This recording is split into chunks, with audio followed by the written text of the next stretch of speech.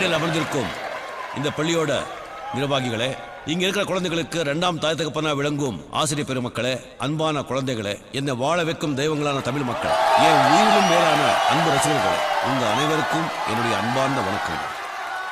எனக்கு முன்னால பேசுறவங்க சொன்னது போல இப்படி ஒரு பள்ளிக்கு நான் வருவேன்னோ உங்க முன்னாடி நிப்பேன்னோ நான் கூட நினைக்கல. நீங்க எல்லாரும் என்னை பார்க்கறதுக்காக இங்க வந்திருக்கீங்கன்னு நினைச்சிட்டு இருக்கீங்க. நான் தான் உங்க எல்லாரையும் பார்க்கறதுக்கு இங்க வந்திருக்கேன். இதுவரைக்கும் என் வாழ்க்கையில் நடந்த சம்பவங்கள் நான் முன்கூட்டியே எடுத்த முடிவுனாலே ஏற்பட்டதல்ல. எல்லாமே எங்கேயோ தீர்மானிக்கப்பட்டது. உங்க ஊர்ல என் ஷூட்டிங் நடக்கும்போது அந்த ஷூட்டிங் உங்களாலேயே பார்க்க முடியல. அதுக்காக என் குழு சார்பில் நான் உங்ககிட்ட மன்னிப்பு கேட்டுக்கிறேன். நான் உங்களை பார்க்கணுங்கிறதுக்காகத்தான் என் கமாண்டோஸ் அனுப்பிச்சிட்டேன். நான் இருக்கிற இடத்துல அவங்க எனக்கு பாதுகாப்பு தரலாம். ஆனா நீங்க இருக்கிற இடத்துல உங்களை விட பாதுகாப்பு எனக்கு வேற யார் தருவாங்க? என் முன்னாலே நான் மாணவர்களை பார்க்கல, எதிர்கால மேதைகளை பார்க்கிறேன், விஞ்ஞானிகளை பார்க்கிறேன், அறிஞர்களை பார்க்கிறேன், கலைஞர்களை பார்க்கிறேன். இன்னும் எத்தனையோ தொழில்கள் செஞ்சு நம்ம பாரத நாட்டுக்கு பெருமை சேர்க்க போற எதிர்காலத்தை பார்க்கிறேன். நான் எல்லா மனிதர்களையும் மதிக்கிறேன். ஆனா நான் வணங்குகிற மனித தெய்வங்கள் இந்த ஆசிரியர். நம்மளை உட்கார வச்சு நின்றுகிட்டே பாடம் நடத்துற ஆசிரியர்கள் கடைசி வரைக்கும் அங்கேயே நிற்கிறாங்க. ஆனா நாம வளர்ந்து எங்கேயோ போயிட்டு இருக்கோம். அப்படிப்பட்ட ஆசிரியர்களை நீங்க உணர்ந்து எவ்வளவு பெரிய ஆளானாலும் மறக்கவே கூடாது. இன்னைக்கு உலகமே போற்றும் பில்கேட்ஸ் உங்க எல்லாருக்கும் தெரியும். ஆனா அவருடைய அப்பா ஒரு ஆசிரியர்னு இங்க எத்தனை பேருக்கு தெரியும்? இங்க உட்கார்ந்துருக்கிற குழந்தைகிட்ட நான் ஒண்ணு மட்டும் சொல்லிக்க ஆசைப்படுறேன். உங்க வாழ்க்கையில நல்ல நண்பனை நீங்க இந்த இடத்துல செலக்ட் பண்ணுங்க. உங்க பக்கத்துல உட்கார்ந்துருக்க நண்பன் கிட்ட யூனிஃபார்மை மட்டும் போட்டுக்கிற அந்த நண்பன் கிட்ட எந்த எதிர்பார்ப்பும் இருக்காது. அவங்க கிட்ட பொறாமை இருக்காது, பகை இருக்காது, உண்மை மட்டும்தான் இருக்கும். எதிர்காலத்துல நாம என்ன ஆக போறோம் தெரிஞ்சு அவன் நம்ம கூட பழகல. அவன் தான் நாம எவ்வளவு பெரிய ஆளானாலும் நம்ம தப்பை சுட்டி காட்டுவான். இதெல்லாம் நான் உங்ககிட்ட சொல்லும் போது எனக்கு சின்ன வயசு ஞாபகத்துக்கு வருது. இப்போ உங்களுக்கு எல்லாம் போட்டுக்க நல்ல ட்ரெஸ் இருக்கு, நல்ல சாப்பாடு இருக்கு, தேவையான பாட புத்தகம் கிடைக்குது. ஆனா இது எதுவுமே கிடைக்காத ஒரு அசோக் குமாரை உங்களால நினைச்சு பார்க்க முடியுமா? அன்னைக்கு நான் வெறும் அசோக், பரம ஏழையான ராஜகுமாரின் மகன் தான் இந்த அசோக் குமார். ட்ரெஸ் வாங்க வசதி இல்லாம ஒட்டு போட்ட சட்டையோட முட்டிக்கு கீழே கிழிஞ்சு தொங்கிக்கிட்டு இந்த ட்ரௌசரை போட்டுக்கிட்டு ஸ்கூலுக்கு போன அசோக் குமார் நான் தான். கொடை வாங்க வழி இல்லாம மழையில நினையாம இருக்க வாழை இலைய வெட்டி தலைமையில வச்சுக்கிட்டு பள்ளிக்கூடத்துக்கு போன அசோக் தான் இந்த அசோக் குமார். ஒவ்வொரு மனுஷனுடைய வாழ்க்கையிலையும் அவன் வாழ்வில் உயரதுக்கு உந்துகோலா ஒரு மனுஷன் இருப்பான். எனக்கும் அப்படி ஒரு நண்பன் இருந்தான். சிவப்பு கடுக்கன் போட்ட என் ஆறுயிர் நண்பன். எதுவுமே இல்லாத இந்த அசோகனை ஏதாவது ஆக்கியே தீருவேன்னு கங்கணம் கட்டிக்கிட்டு இன்னைக்கு நான் இந்த நிலைமைக்கு வர்றதுக்கு காரணமாயிருந்த என் தோழன் பாலகிருஷ்ணன்.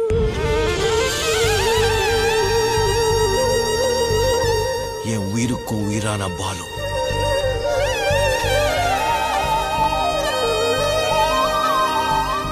என்னோட பாலன்.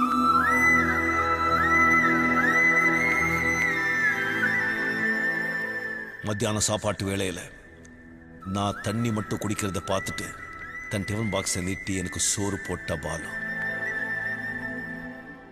அவன் அப்பாவுக்கு தெரியாம கொண்டு வர பணத்துல நாங்க டூரிங் டாக்கீஸ் மண் திரையில உட்காந்து எவ்வளவோ சினிமா பார்த்துருக்கோம். உண்மையிலேயே என் வாழ்க்கையில நான் முதல் சினிமாவை பார்த்தது அவன் காசுல தான். எனக்கு கடலை மீட்டா ரொம்ப பிடிக்கும்னு ஆசையா வாங்கி தருவான். அவன் வாழ்க்கையை விட என் வாழ்க்கை மேலதான் ரொம்ப அக்கறை காட்டுவான். நான் வளர்ந்து பெரிய ஆள வரணும்னு ரொம்ப விரும்பினா அவங்க அப்பா இல்லாத நேரத்துல எந்த கடையில உட்கார வச்சு என் முடிய வெட்டி என்னை அழகுபடுத்துவான்.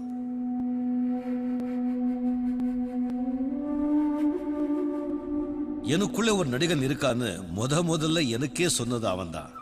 நான் இந்த உலகத்தை பார்த்ததே அவன் கண்ணாலதான். எனக்குள்ள சினிமாங்கிற கனவை உண்டாக்குனதே அவன் தான். நான் 10ஆம் கிளாஸ் படிச்சு பாஸ் பண்ண பிறகு மேல படிக்க வசதி இல்லை, கையில காசு இல்லை, என்ன பண்றதுன்னு தெரியல. உலகமே இருட்டாயிடுச்சு. அப்போ என் நண்பன் பாலு, டேய் நீ நடிக்க போடா, பெரிய ஆர்டிஸ்டா வருவேடா அப்படின்னு சொன்னா. நடிகனா? நானா? எப்படிடா அப்படின்னு கேட்டேன். டேய் நீ ஸ்கூல்ல குருஷேத்திர டிராமா போட்டும் போது துரியோதன கேரக்டர் பண்ணியே, அப்ப எல்லாரும் உன்னை பாராட்டினாங்களே, அது உன் நடிப்பை மட்டும் பார்த்து பாராட்டலடா, உன் ஸ்டைலையும் பார்த்து பாராட்டினாங்க. நீ பெரிய நடிகன் ஆவேடா, நீ மட்ராஸுக்கு போ அப்படின்னு சொல்லி அவன் காதல இருந்த 2 கடுக்கதையும் வித்து என்ன மட்ராஸுக்கு அனுப்பி வச்சா.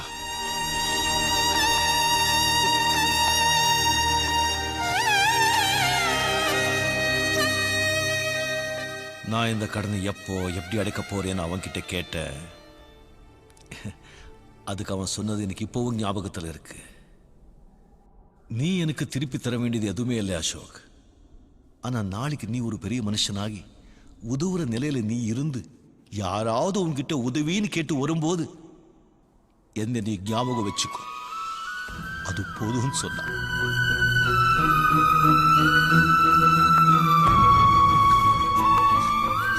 அவன் கொடுத்த பணத்தோட சென்னைக்கு புறப்பட்ட அந்த அசோக் தான்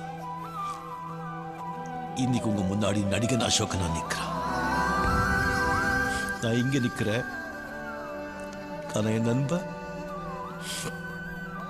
எங்க நிக்கிறான்னு தெரியல.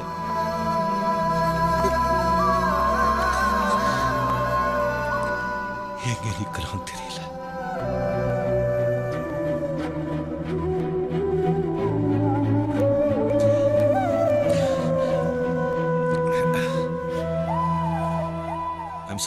I'm sorry. ஒரு காதல் பிரச்சனையில ஊரை விட்டு ஓடி போன என் பாலகிருஷ்ண இன்னும் நினைவு விட்டு நீங்கவே இல்லை. இந்த குசேலனை தன் பணத்தினால குபேரனாக்கிய அந்த கிருஷ்ணன், என் பாலகிருஷ்ணன், இன்னும் என் உயிரில் கலந்திருக்கான். நண்பா, உன்னுடைய நண்பன் நான் இன்னைக்கு ஒரு நல்ல நிலைமையில இருக்கும்போது என் பக்கத்துல நீ இல்லையேங்கிற வேதனை ஒவ்வொரு நிமிஷமும் என்னை யோசிக்க வைக்குது. பெரியவங்க மாதா பிதா குரு தெய்வம் சொல்லுவாங்க. அவங்க ஏன் நண்பனை விட்டாங்க தெரியல. என்ன பொறுத்த வரைக்கும் மாதா பிதா குரு நல்ல நண்பன், அதுக்கப்புறம் தான் தெய்வம்.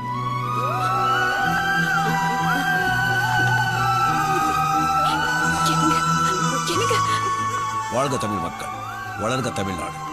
Jai Hind. I'm sorry sir. நான் இதுவரைக்கும் யாருக்கு ரசிகனா இருந்ததில்லை. ஆனா இன்னையிலிருந்து இந்த மனுஷனுக்கு நானும் ஒரு ரசிகன்.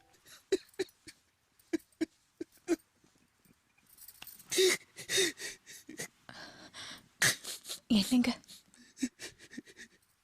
என்ன இது? அவ சிரிச்சு பார்த்திருக்க, கோவப்பட்டு பார்த்திருக்க, பசியில கூட அழுது பார்த்ததில்லை. ஆனா இந்த நண்பனுக்காக அழுதுட்டாரு. சோறு போட்டதுல இருந்து கடுக்கன் வித்தது வரைக்கும் ஒண்ணு விடாம ஞாபகம் வச்சு சொன்னாரு. ஆனா நீங்க இது எதுவுமே என்கிட்ட சொல்லலையே. அவனுக்கு தெரியும்னு சொன்னதுக்கே என்ன இந்த நிலைமை கொண்டு வந்துட்டீங்க. இதெல்லாம் சொல்லியிருந்தா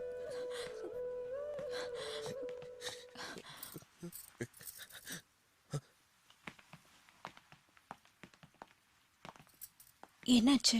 ஃபங்க்ஷன் முடிஞ்சதா? இல்லம்மா, சூப்பர் ஸ்டார் அப்பா பத்தி பேசினதை கேட்டு நாங்களாம் அழுதுட்டோம். நாங்களும் அழுதுட்டோம். நீங்க அங்க வந்திருந்தீங்களாம்மா? நான் மட்டும் இல்ல, அப்பாவும் வந்தாரு. அப்பாவா? அப்பா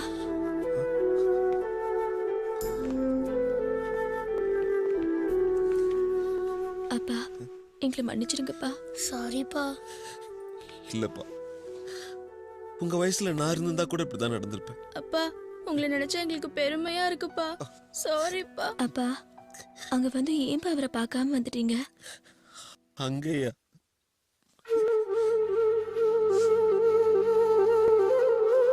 இங்கேயா?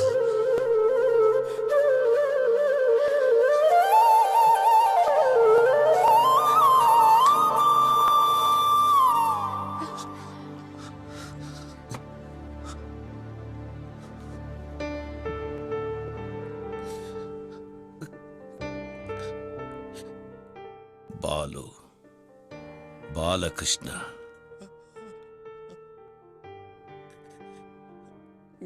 என்னடா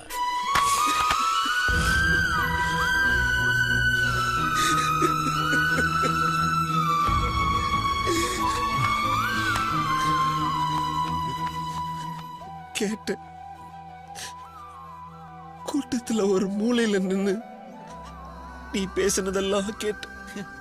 மூலையில நின்னு ஒரு மனுஷன் பெரிய ஆளானா பழசெல்லாம் மறந்துடுவான்னு சொல்லுவாங்க. நீ எல்லாத்தையும் ஞாபகம் வச்சிருக்க. அதனாலதான் நீ இவ்வளவு பெரிய இடத்துக்கு போயிருக்க அசோக். நீ இருக்கிற இடத்த கண்டுபிடிக்கிறது எனக்கு கஷ்டம். ஆனா நான் இருக்கிற இடத்த கண்டுபிடிக்கிறது உனக்கு அவ்வளவு கஷ்டமா? உனக்காக நான் எங்கெல்லாமோ தேடினேன், எந்த தகவலும் கிடைக்கல. நீ நினைச்சிருந்தா என்னை தேடி வந்திருக்கலாம். ஆனா நீ வரல. ஏண்டா, ஒரு தடவை கூட உனக்கு என்ன பார்க்கணும்னு தோணலையா? உனக்கு தான் தெரியுமே, ஸ்ரீதேவியை கல்யாணம் பண்ணதால ஊரை விட்டே ஓட வேண்டிய நிலைமை. அதுக்கப்புறம் சொந்த காலில் நிற்க வேண்டிய கட்டாயம். கண்ணு மூடி கண்ணு திறக்கிறதுக்குள்ள வருஷங்கள் ஓடிடுச்சு. அதுக்குள்ள நீ எங்கேயோ போயிட்டு இந்த நிலைமையில நான் வந்து உன்னை பார்த்து என்னப்பா பேசுவேன்?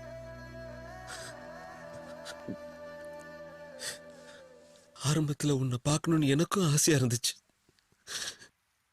உன் வளர்ச்சியை பார்த்து உன்னை நெருங்க பயமா இருந்துச்சு. ஒரு விதமான தாழ்வு மனப்பான்மை. என்கிட்டயா? போடா. இல்ல, ஸ்ரீதேவி,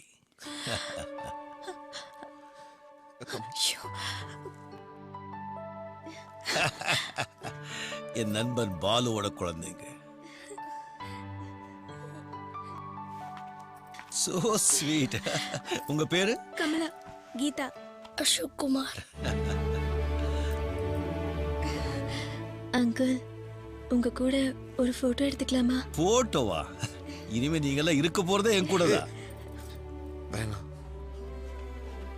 என்னடா, நம்மளை வாழ வைக்கிற ஊரை விட வாழ சிறந்த ஊர் வேற எதுவும் இல்லைன்னு எனக்கு தெரியும். ஆனா எனக்கு இந்த சொந்தங்களை விட வேற எந்த சொந்தமும் இல்லடா பாலா. நான் முதல்ல ஊருக்கு போறேன். அங்கே உனக்குன்னு ஒரு இடத்த ரெடி பண்ணி உன்னை கூட்டிட்டு போறேன். என்னம்மா யோசிக்கிற? மறந்துட்டியா? நான் ஒரு தடவை சொன்னா 100 தடவை சொல்லுவாரு. வா.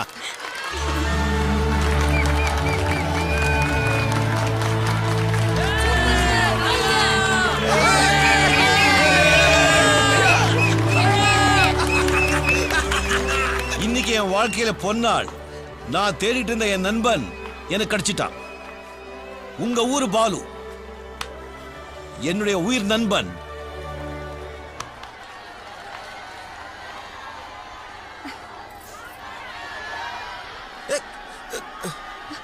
என்னங்க சார், தலைவர் கிளம்பிட்டாரு. கடைசி வரைக்கும் நீங்க என்ன போட்டோ எடுக்க விடல. சார் எப்பவுமே நம்ம கூட தான் இருப்பாரு. அசோக், அசோக் இரு.